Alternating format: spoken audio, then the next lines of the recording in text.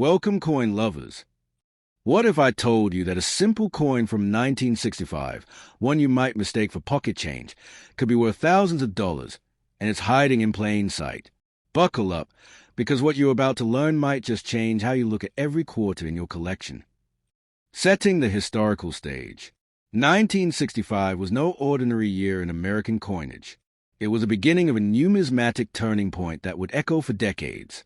Amidst economic shifts and rising silver prices, the U.S. Mint made a decision that shook the foundations of coin collecting, the removal of silver from circulating coins. And at the heart of this seismic change, the Washington quarter. A familiar face, a different core. The 1965 quarter still bore the iconic profile of George Washington, designed by John Flanagan back in 1932. But beneath that familiar face lay a radical change. Gone was the 90% silver composition that had defined quarters for generations. Instead, the 1965 quarter introduced a new clad composition, a copper-core sandwich between two outer layers of nickel. To the average eye, the difference was invisible. But to collectors, it was revolutionary. Silver shortage sparks a shift. In the early 60s, the United States was bleeding silver. The booming economy, industrial demand, and rising silver prices meant that the intrinsic value of coins was dangerously close to, and sometimes exceeded, their face value. People hoarded silver coins, fearing they'd soon disappear. The government responded with the Coinage Act of 1965, removing silver from dimes and quarters, and introducing clad coins. This wasn't just policy, it was a race against economic collapse in the coinage system. No mint mark. No problem? Unlike previous years, no quarters dated 1965 carried a mint mark. That was intentional. The U.S. Mint wanted to reduce coin hoarding, and removing mint marks made it harder for collectors to target specific issues. All 1965 quarters were struck at either Philadelphia or Denver, but you'd never know it, and that anonymity sparked both frustration and mystery in the collecting world. The phantom silver quarters. Here's where things get exciting. Despite the Mint's official transition to clad coinage in 1965, rumors, and eventually confirmed cases, emerged of 1965 quarters struck on leftover silver planchets. These accidental survivors from 1964 are incredibly rare, and they don't just raise eyebrows, they break auction records. One such 1965 silver quarter sold for a jaw-dropping $7,050 at auction. Imagine flipping through your change and finding one. Error coins that make headlines. The 1965 quarter is a hotspot for error hunters.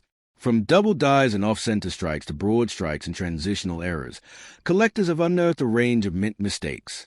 But the Holy Grail? A 1965 quarter struck on a 90% silver planchet. These transitional errors are not only rare, they're historical anomalies. Each one is a time capsule from a changing era in American coinage.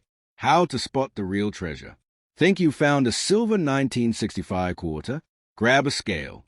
Clad quarters weigh 5.67 grams, while silver ones tip the scale at around 6.25 grams. That tiny difference could be worth thousands.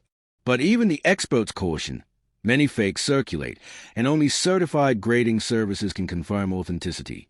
Still, the thrill of the hunt keeps collectors searching, year after year. The design that endured. Despite the changes beneath the surface, the Washington quarter's design remained untouched in 1965. Flanagan's depiction of Washington's stern but noble gaze continued to inspire. On the reverse, the eagle perched on a bundle of arrows, flanked by olive branches, remained a powerful symbol of strength and peace, even as the metal behind the message changed forever. A quarter that changed coin collecting. The 1965 quarter marked the start of the modern era of coinage, not just in material, but in mentality.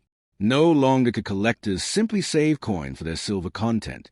The game shifted toward errors, varieties, and anomalies. In many ways, the modern treasure hunting approach to coin collecting began right here. The collector's dilemma. At first glance, 1,965 quarters are anything but rare. The U.S. Mint produced over 1.8 billion of them. But within that massive number lies an ocean of mystery. The hunt isn't for any 1965 quarter, it's for the exceptional ones. Error coins, high-grade survivors, uncirculated gems, and Of course, those elusive silver stragglers that somehow escape the rules. Rarity within the common. How can a coin be both everywhere and still incredibly valuable? It's all about condition and rarity. While circulated 1965 quarters are worth face value, those in pristine, uncirculated condition, especially graded MS-67 or higher, have sold for over $1,500. That's right, a quarter worth more than $1,000, if it's the right one.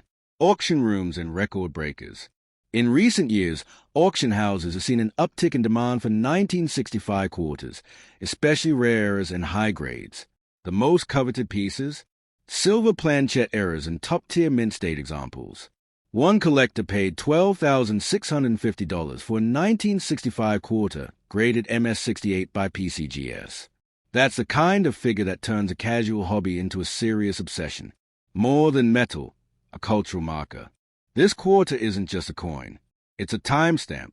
It reflects the economic tension of the 1960s, the shift in government policy, and the evolution of a nation's currency. Holding a 1965 quarter is like holding a tiny piece of economic history, a reminder of the time America moved away from silver not by choice, but by necessity. Still circulating. Still surprising. Here's the wild part. 1,965 quarters are still out there in circulation. That's right. Every time you get change at a store or a parking meter, there's a chance, however small, you could find a hidden gem. The vast number of coins struck means they are still common, but the exceptional ones, they are hiding in plain sight. Your pocket change could be a jackpot. So next time you hear that familiar clink of coins in your pocket, don't ignore it. The 1965 quarter is more than just a relic. It's a living legend. Somewhere out there, in a coin jar or cash register, could be the next $1,000 discovery. And if luck's on your side, you might just be the one to find it.